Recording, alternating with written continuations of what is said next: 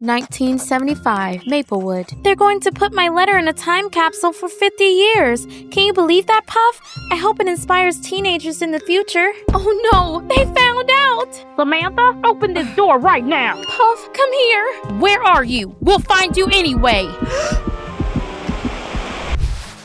Our days, Maplewood. Hi, I'm Louise. I actually have two sisters, and they're also called Louise. Well, sort of. Louise is the middle name our mom gave all three of us. So technically, I'm Mary Louise Gold, this is Agnes Louise Gold, and this is Jane Louise Gold. Back then, we were a team. The three Louises, three copies of the same little universe. When we were 7, our parents split up. Dad moved to California and started a diving school, and Mom stayed with us in Maplewood, a tiny town where life moved slowly and quietly. Even though our family cracked like old porcelain when he left, we were still genuinely happy. We all splashed around together in a bubble bath. We baked cupcakes together. Together, we built a tiny model of our house. Every now and then, Mom would use our middle name, Louise, and the three of us would shout back together.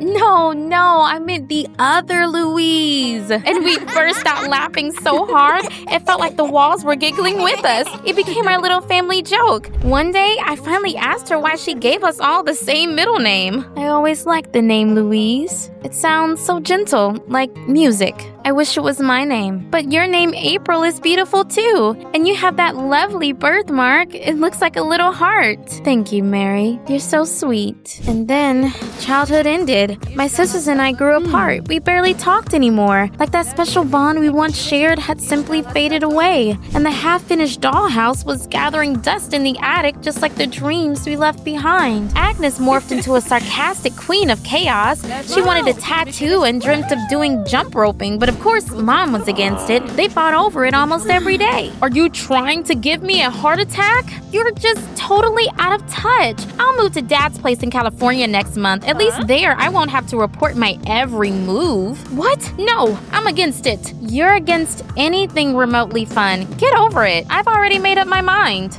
Jane became very independent and ambitious. She signed up for an international exchange program to spend a year in Europe. Naturally, Mom wasn't thrilled. So you're leaving me too? I want to actually live my life, not get stuck in this town forever like I'm in some ad from the 90s. I guess I was the only one among us sisters who never really changed from when we were kids. It hurt to see Mom so sad as our family was falling apart. She taught history at school, and lately, she would come home gloomy, dimmed, like a light bulb that had nearly gone out. Mom, are you okay? Just a rough day. Someone has it out for me. They scribbled all over my car with chalk and left a threatening note on the windshield. What? Here we go again. Another episode of Mom the Victim drama.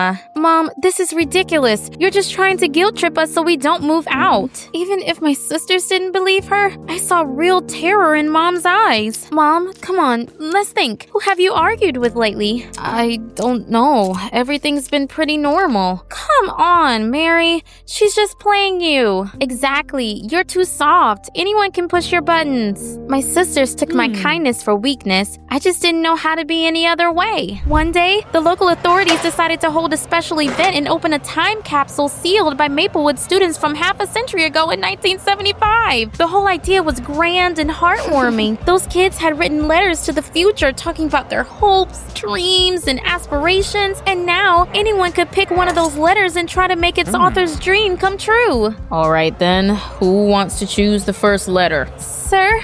I'd like to try. I genuinely believe this would help me find my own path, just like Agnes and Jane had. I reached in blindly, pulled out a yellowed envelope, and read the name on it. Samantha Wilson, 15 years old. I read the letter at home and suddenly felt this strange connection to the girl from the past, like an invisible thread stretched between us across the decades. Samantha radiated kindness. She asked future generations to keep the town green and to do good things just for the sake of it. She also shared her dream to move to San Francisco and become a children's author. At the end, I saw a deeply unsettling line. I hope they don't break me. Still, her message left me deeply moved and inspired. I went downstairs and told my sisters everything. Before you go your separate ways, we could at least try to do the things from Samantha's list. I've got shopping to do for California, and I need to practice my French. This is our chance to feel like we share something again, even if just for a moment. And come on, when's the next time we'll all be together? her. After thinking it over, they finally agreed.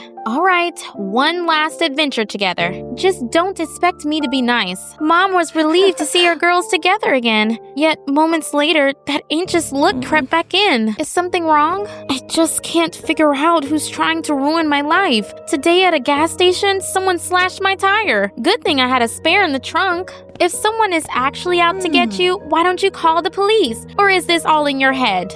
Agnes! I'm just being honest, Mary. If you keep getting dragged into Mom's dramas, you'll get stuck here. Despite the tension, the three of us began checking off Samantha's good deeds list. And to be honest, things were rocky at the start. When we came to repair Miss Jolie's porch, Agnes couldn't resist making snide comments to the elderly neighbor. Do you even need this porch anymore? Maybe a nursing home would suit you better? Agnes! When we were handing out clothes to the homeless, Jane, ever the opportunist, couldn't resist trying to cash in. That'll be $3. She was kidding. It's free, sir. Turned out, my sisters and I completely forgotten how to work as a team. By evening, we'd gotten into a big fight. Jane and Agnes were ready to storm off in opposite directions, but for the first time, I stood my ground. You're always like this. The minute things get tough, you're ready to quit. Remember our dollhouse? It's still sitting in the attic, unfinished. Wow, looks like Mary finally speaks up. All right, let's finish this stupid list already. So we kept going. The days flew by little, the old grudges began to fade. We were laughing again, remembering how Mom would call Louise and all three of us would answer at once. I never thought I'd miss those days. Maybe I should stay after all. I was so grateful for Samantha's letter. It was like it mended our fractured family. And then it hit me. I wanted to know what Samantha looked like. That's why I went to the school archive and dug up the photo album from 1975. Inside, there was a photo chronicle of the students' lives. And finally, I found a picture labeled Samantha Wilson. I knew right away that she was someone special. Her warm smile seemed to light up everything around her. Samantha was in plenty of group photos with friends at school fairs, in the drama club. Everyone adored her. That's where the odd part began. Samantha wasn't in the 1976 or 1977 albums. No photos, no event list, no graduation notes, nothing. It was as if she vanished right after the year she buried the time capsule. A cold shiver ran through me. Did something awful happen to Samantha after 1975? When I got home, I shared my suspicions with my sisters. Maybe she just moved somewhere. But I couldn't shake the feeling that something was wrong. That haunting sentence from her letter, "I hope they don't break me," kept echoing inside my mind. So I returned to school and looked through the 1975 album once more. There were no student addresses, but I recognized one of Samantha's classmates. That's Miss Jolie! We just fixed her porch not long ago. I stopped by my neighbor's place and asked whether she remembered her former classmate, Samantha Wilson. "Oh, Mary, it was so long ago. I remember Samantha being such a friendly girl. But then one year, something changed. It was as if she'd become a different person. She stopped taking part in school events, wouldn't pose for photos, and became withdrawn. Something broke her.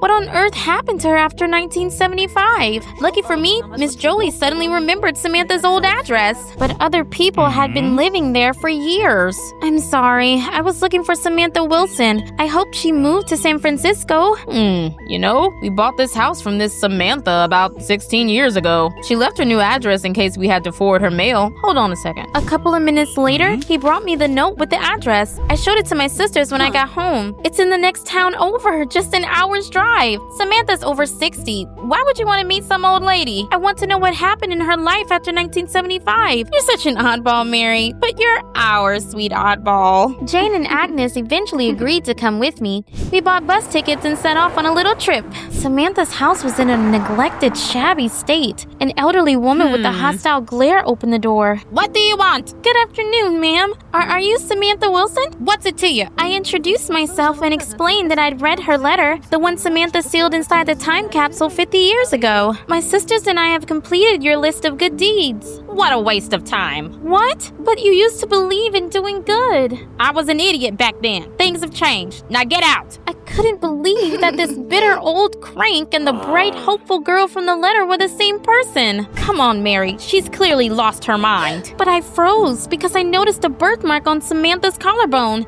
It was shaped like a heart. My mom has the exact same birthmark. So what? She told us our grandmother passed away long ago, but she had a heart-shaped mark on her collarbone too. Do you have a daughter named April? I once had a daughter named Louise. We stopped talking years back. She even changed her name just to cut ties with me. I made one last attempt to reconnect with her when she had triplets, but it didn't work out. After that, I sold the house and moved here. Agnes and Jane looked at each other in disbelief, and I felt tears cutting off my breath. We're the triplets! We're your granddaughters, Samantha! For a split second, something flickered in her eyes. Then her face hardened again into that cold, cruel mask. So many years have passed. I couldn't care less anymore. Get out of here. What in the world happened to you after 1975? Come on, Mary. She's not worth crying over. We came home feeling like 3 squeezed out lemons. My sisters were furious, and I was so crushed I felt nothing at all. Then Mom came out to meet us, holding up a note with a scared look on her face. Someone's threatening me again. Look, it says, I'm coming for you. You're faking these notes just to keep us close. You lied about Grandma. What else are you lying about? What? We found Grandma. Turns out your real name used to be Louise. What else haven't you told us? Girls, don't bother. We don't care anymore. I'm leaving for Europe. Agnes is going to California, and you can stay here and keep cooking up more lies. Mom looked at me with a silent plea in her eyes, begging me to take her side, but something in me had already gone numb. Suddenly, the whole house rattled with the crash of shattering glass. What was that? Someone just broke in. Before we could even process what was happening, a furious man stormed in. His eyes burned with anger, and his fists were balled up as if he was ready to strike. April, you'll pay for this! It all happened so fast, too fast. We froze in fear, and then he suddenly lunged at her. Right then, we realized we had to act. Agnes swung a kitchen stool at the guy. I yanked open the closet door, and Mom and Jane shoved the lunatic inside. You messed with the wrong family, freak! I called 911, and the moment the cops showed up and cuffed that lunatic, we finally felt like we could breathe a sigh of relief. Mom talked to one of the officers and then came over to us. Now it all makes sense. He's the father of one of my students.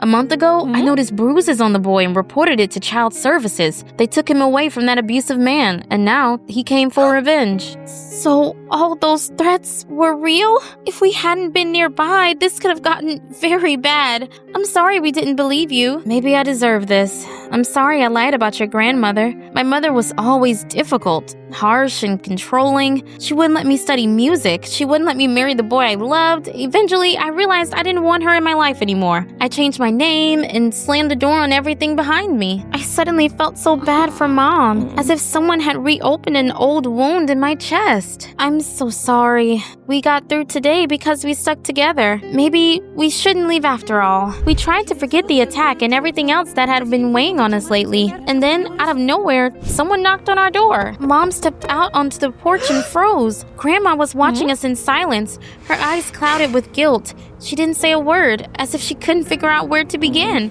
So I stepped forward. How does a person who wanted to bring goodness into the world turn so full of hate? My parents were the ones who broke me. There you are! Mom, please! We know everything. You applied to that children's writing contest. Planning to sneak off to San Francisco without permission? Ungrateful girl, we told you no! You're going to live your life the way we tell you to. Forget your ridiculous dreams. Say you got it, now!